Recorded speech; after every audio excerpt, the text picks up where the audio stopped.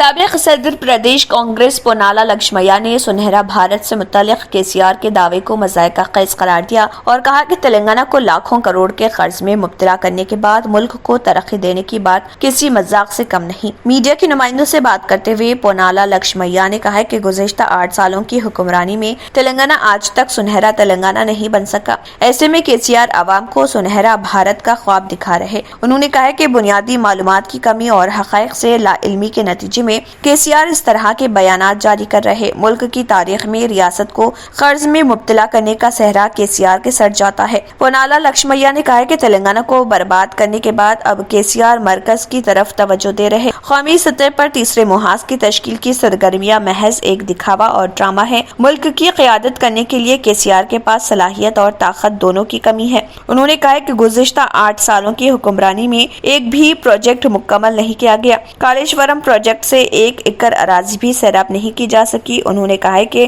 تلنگانہ میں KCR دور کا خاتمہ قریب ہے اور آئندہ انتخابات میں عوام TRS کو مسترد کر دیں گے۔ پونالا لکشمیا نے کہا کہ KCR کو قومی قیادت کے بجائے تلنگانہ کے مسائل پر توجہ مبذول کرنی چاہیے۔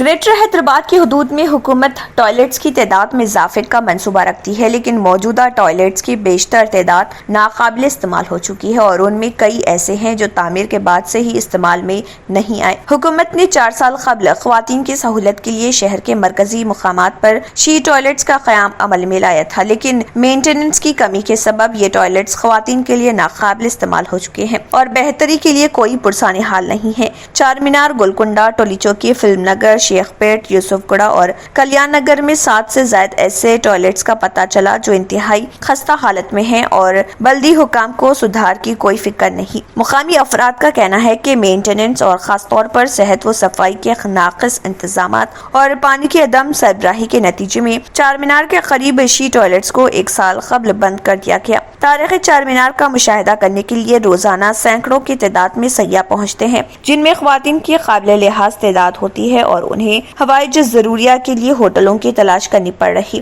مقامی تاجروں کا کہنا ہے کہ حکومت کو سیاحوں کی سہولتوں کے بارے میں کوئی دلچسپی نہیں۔ جس وقت شی ٹوائلٹس قائم کیے گئے تھے، GHMC حکام نے بلند بانگ دعوے کیے اور سیاحوں کے علاوہ خرید و فروخت کے لیے آنے والی خواتین کی سہولت کا دعویٰ کیا گیا۔ عہدیداروں کے مطابق صحت و صفائی اور ماحولیات کے تحفظ کے مقصد سے ہر ٹوائلٹ کی تعمیر پر 7,30,000 روپے خرچ کیے گئے۔ 1، 2 اور 5 روپے کے سکوں کے استعمال کے ذریعے ٹوائلٹ سے استفادہ کرنے کی گنجائش رکھی گئی، لیکن بیشتر مقامات پر یہ مشین ناکارہ ہو چکے ہیں۔ ٹینک بنڈ اور بیگم پیٹ ریلوے اسٹیشن کے قریب موجود مرد حضرات کے ٹوائلٹس بھی ناقابل استعمال ہو چکے ہیں، جس کے نتیجے میں عوام ٹوائلٹ کے باہری علاقے میں ضرورت سے فارغ ہو رہے۔ عوام کا کہنا ہے کہ گندگی سے بچاؤ کے لیے عوامی ٹوائلٹس کا قیام عمل میں لایا گیا، لیکن حکام کی لاپرواہی کے سبب علاقے میں مزید گندگی پیدا ہو رہی۔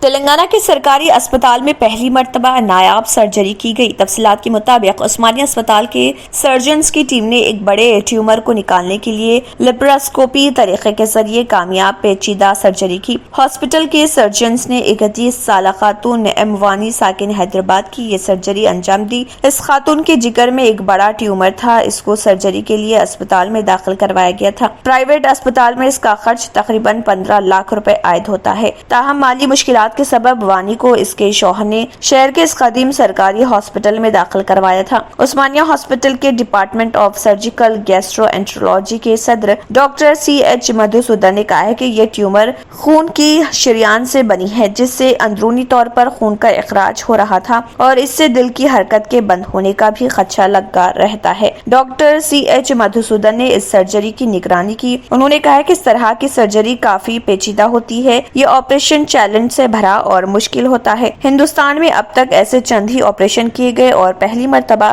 ہندوستان میں کسی سرکاری ہاسپٹل میں اس پیچیدہ اور مشکل سرجری کو کامیابی کے ساتھ انجام دیا گیا۔ اس کے لیے کافی تجربے کار اور ہوش کرنے والے ڈاکٹرز کی ضرورت ہوتی ہے، لیکن کیونکہ مریض کو بے ہوش کرنے سے اس کے بلڈ پریشر، گردوں، دل اور پھیپھڑوں کی کارکردگی پر اثر پڑتا ہے۔ یہ سرجری تقریباً 8 گھنٹے تک جاری رہی، جس کے ذریعے ڈاکٹرز اس ٹیومر کو نکالنے میں کامیاب رہے۔